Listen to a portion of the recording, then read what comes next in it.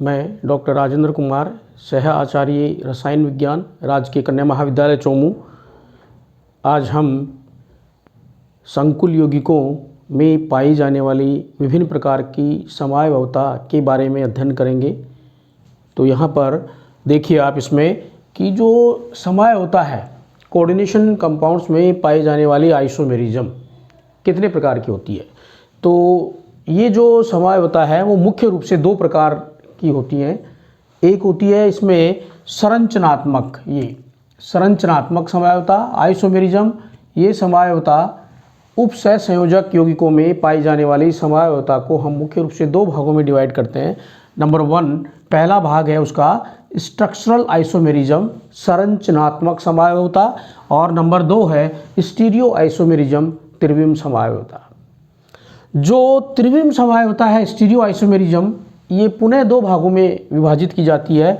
Number 1 है geometrical और उसके बाद में है नंबर 2 ऑप्टिकल। जियोमेट्रिकल आइसोमेरिज्म यानी ज्यामितीय समयावता, और नंबर 2 है ऑप्टिकल, प्रकाशीय समयावता। स्टीरियो आइसोमेरिज्म को हमने दो भागों में डिवाइड किया। पहला भाग है ज्यामितीय समयावता, ज्योमेट्रिकल आइसोमेरिज्म, और दूसरा भाग है प्रकाशीय समयावता, ऑप्टिकल आइसोमेरिज्म। ये जो संरचनात्मक समयावता है वो मुख्य रूप से 7 प्रकार की पाई जाती है उपसह संयोजक यौगिकों में। नंबर 1 पहले प्रकार की जो समयावता है उसको हम कहते हैं पॉलीमराइजेशन, बहुलीकरण समयावता। नंबर 2 जो है वो है आयोनाइजेशन, आयनीकरण समयावता। नंबर 3 हाइड्रेट समयावता। नंबर 4 लिंकेज, बंधन समयावता। नंबर 5 कोऑर्डिनेशन, उपसह संयोजन समयावता। और नंबर 6 कोऑर्डिनेशन पोजीशन, उपसह संयोजक जो स्थान समयावता। और नंबर 7 है लिगेंड समयावता। तो इस प्रकार से जो उपसह संयोजक यौगिकों के द्वारा प्रदर्शित की जाने वाली विभिन्न प्रकार की जो समयावताएं हैं उनके बारे में आज अपन पढ़ रहे हैं। तो यहाँ सबसे पहले हम पढ़ेंगे आज हमारे इस लेसन में स्ट्रक्चरल आइसोमेरिज्म। तो जैसा कि इस वर्गीकरण में हमने बताया है कि संरचनात्मक समयावता मुख्य रूप से 7 प्रकार की होती है। तो 1 बाय 1 करके हम हमारे आज के इस वीडियो के अंतर्गत पढ़ेंगे। तो सबसे पहले आप नंबर 1 पे आ जाइए। पॉलीमराइजेशन, बहुलीकरण समयावता क्या है। बिल्कुल सिंपल है इसके अंतर्गत कि इस प्रकार की समयावता में जो समावयवी हैं, विभिन्न प्रकार के यौगिक जो हैं जो कि आपस में समयावता प्रदर्शित करते हैं, तो इस प्रकार की समयावता में समावयवियों के इम्पेरिकल फॉर्मूला तो समान होते हैं, इक्वल होते हैं। मूलानुपाती जो सूत्र हैं वो उनके समान होते हैं, लेकिन उन समावयवियों के मॉलिक्यूलर वेट डिफरेंट होते हैं, अर्थात उनके अणुभार भिन्न भिन्न होते हैं। एक बार दोबारा देखिए इसको कि जो पॉलीमराइजेशन, बहुलीकरण समयावता क्या है। इस प्रकार की समयावता में जो समावयवी यौगिक हैं उनके मूलानुपाती सूत्र यानी इम्पेरिकल फॉर्मूला इक्वल होते हैं, समान होते हैं, परंतु उन समावयवियों के मॉलिक्यूलर वेट, अणुभार भिन्न भिन्न होते हैं। जैसे फॉर एग्जाम्पल देखिए यहाँ पर एक कॉम्प्लेक्स हमारे पास में कि ये प्लेटिनम NH2 एंड Cl2, इसमें इसका नाम हो गया आपका diammine dichloro platinum second, diammine dichloro platinum second. ये हमारे पास में एक यौगिक है। इसका जो समावयवी होगा, पॉलीमराइजेशन, बहुलीकरण जो समावयवी होगा, ये यहाँ पर देखिए आप, इसका नाम है tetraammine platinum second ion, complex ion. तो ये इसका मूलानुपाती फॉर्मूला यहाँ 4 है, यहाँ 4 है, 2 और 2 4 सेम है, लेकिन इसका अणुभार भिन्न है। ठीक इसी प्रकार नेक्स्ट हो गया अपना टेट्राक्लोरो प्लेटिनेट सेकेंड। तो इन सभी यौगिकों के अंतर्गत जो समयावता पाई जा रही है उसको हम कहते हैं पॉलीमराइजेशन, आइसोमेरिज्म, बहुलीकरण समयावता। उसके बाद नंबर 2 है आयोनाइजेशन, आयनीकरण समयावता। बिल्कुल सिंपल है इसके अंतर्गत कि इस प्रकार की जो आयनीकरण समय होता है उसके अंदर संकुल यौगिक के अंदर और बाहर, अंदर क्या होते हैं संकुल यौगिक में, जो स्क्वायर ब्रैकेट होता है उसके अंदर होता है लिगेंड और बाहर होता है उसके कोई भी आयन। तो संकुल यौगिक के अंदर नेगेटिव लिगेंड उसके बाहर स्थित नेगेटिव आयनों के द्वारा बदले जाते हैं, अर्थात आपस में उनका विनिमय होता है, एक दूसरे का स्थान लेते हैं वो। जैसे फॉर एग्जांपल यहाँ पर मैं बता रहा हूँ आपको, आप देखें इसको, ये कोबाल्ट NH35 BrSO4 एक संकुल यौगिक है अपने पास में, NH35 BrSO4। तो SO4 यानी कि सल्फेट जो आयन के रूप में है यहाँ पर, और Br ब्रोमो के रूप में एज ए लिगेंड है। तो दो इसके पास में नेगेटिव पार्ट हैं।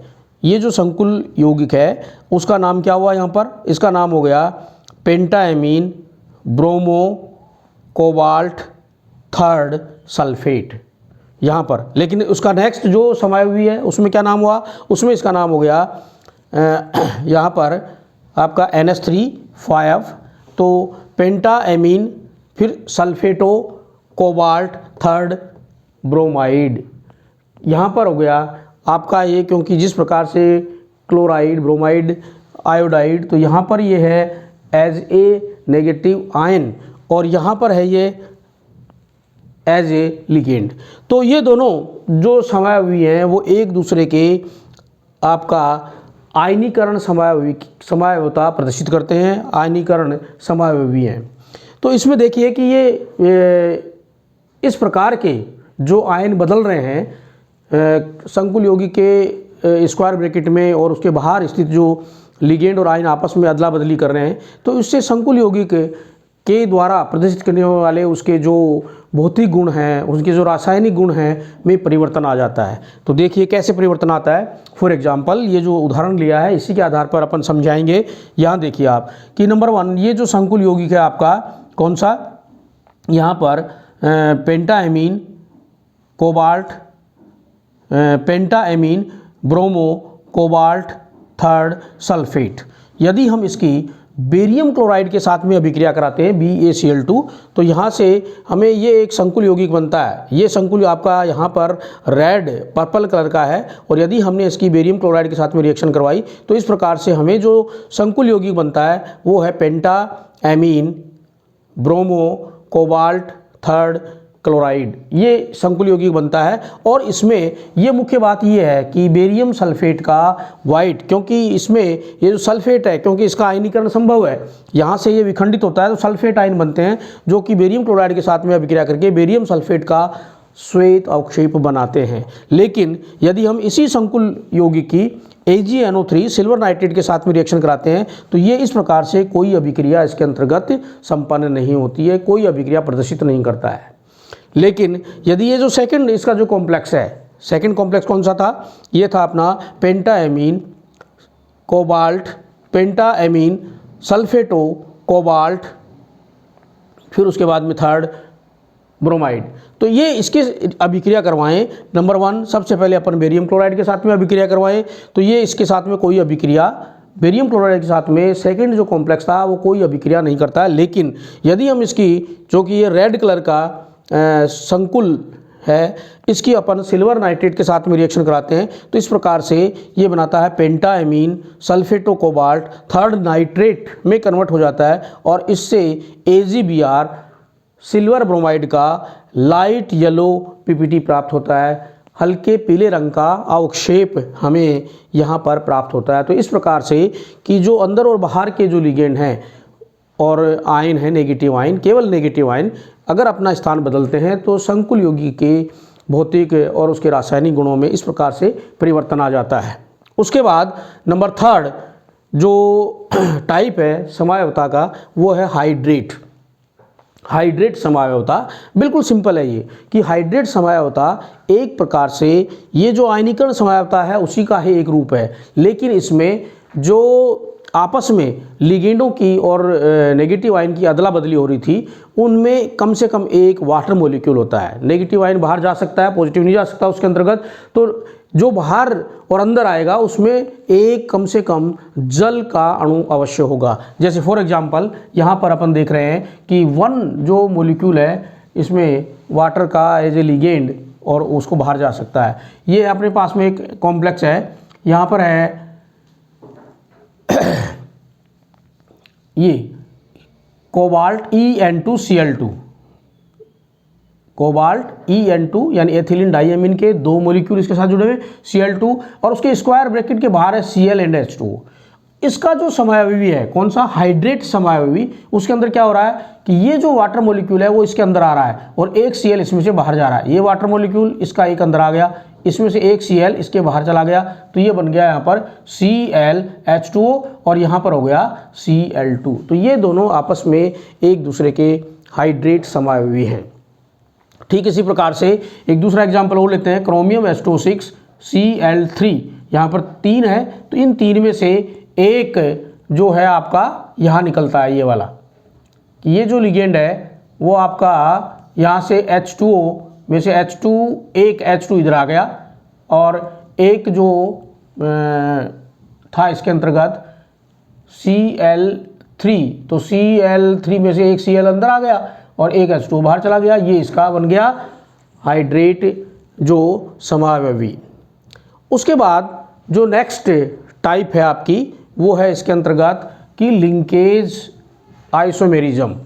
लिंकेज आइसोमेरिज्म से मतलब ये हुआ कि इस प्रकार के संकुल यौगिकों में जो लिगेंड होगा वो आपका एम बाइडेंटेड प्रकार का होगा। एम बाइडेंटेड प्रकार के लिगेंड जिन संकुल यौगिकों में पाए जाते हैं वे इस प्रकार की समयावता को प्रदर्शित करते हैं। जैसे फॉर एग्जांपल ये अपने एक कॉम्प्लेक्स लिया है जिसमें पेंटाएमीन है, 5 तो NH3 लिगेंड जुड़े हुए हैं, एक इसमें नाइट्रो जुड़ा हुआ है। तो ये जो नाइट्रो है यहाँ से देखिए इसको एरो के द्वारा दिखाया गया कि ये जो नाइट्रो लिगेंड है उसका ये नाइट्रोजन एटम इसको अपने इलेक्ट्रॉन पेयर देकर के कोऑर्डिनेशन बॉन्ड बना रहा है। जबकि इसका अगर सेकंड बनाए यहाँ पर अपन, तो इसमें देखिए इस प्रकार से केवल सिंपल एक दे रखा ONO, अर्थात इसमें कौन बना रहा है ONO, यानी ऑक्सीजन अपना इलेक्ट्रॉन पेयर देकर के इसके साथ में कोऑर्डिनेशन बॉन्ड बना रही है। तो इस प्रकार से इस प्रकार के जो समावयवी हैं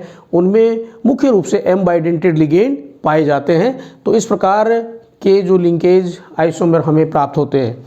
उसके बाद जो नेक्स्ट टाइप है अपना वो है कोऑर्डिनेशन पोजीशन, स्थान समावयवता। बिल्कुल सिंपल इसमें भी यहाँ देखिए आप इसके अंतर्गत कि यदि अपन ये दो मतलब है जो संकुल यौगिक हैं आयनों से मिलकर के एक उदासीन यौगिक बना हुआ है।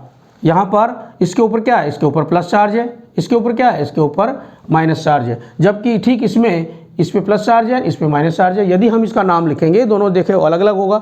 यहाँ पर क्या होगा, पहले हम इसका नाम लिखेंगे क्योंकि इसके ऊपर धनावेश है, तो ये हो गया आपका हेक्साएमीन कोबाल्ट थर्ड। फिर उसके बाद में हेक्सासाइनो क्रोमेट थर्ड, जबकि इसका नाम लिखेंगे तो क्या हो जाएगा, इसका नाम हो गया hexaammine chromium third, hexacyano cobaltate third. तो इस प्रकार से इनमें ये जो लिगेंड हैं आपस में यहाँ पर इनकी पोजीशन बदल रही है।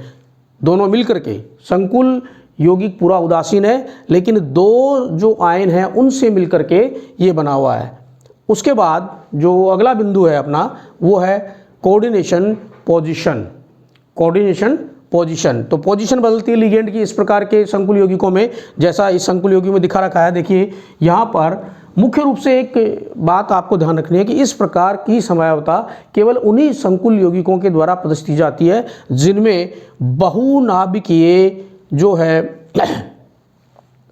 कॉम्प्लेक्स होते हैं। जो बहुनाभिकीय यानी एक से अधिक मेटल एटम जिनमें पाए जाते हैं, न्यूक्लियस जिनमें ज़्यादा होते हैं, उनमें इस प्रकार की समयावता प्रदर्शित की जाती है। जैसे फॉर एग्जांपल कि ये जो कोबाल्ट है, देखिए इसके अंतर्गत कोबाल्ट है, इसके साथ में 4 यहाँ पर NH3 लिगेंड जुड़े हुए हैं, इसके साथ में 3 जो 2 NH3 और 2 आपके Cl लिगेंड जुड़े हुए हैं। जबकि इसका जो इस प्रकार का समयावधि है उसके अंदर देखिए कि यहाँ पर 3 है 1 है, इसमें भी 3 है और 1 है, अर्थात इस एक Cl की पोजीशन एक NH3 की पोजीशन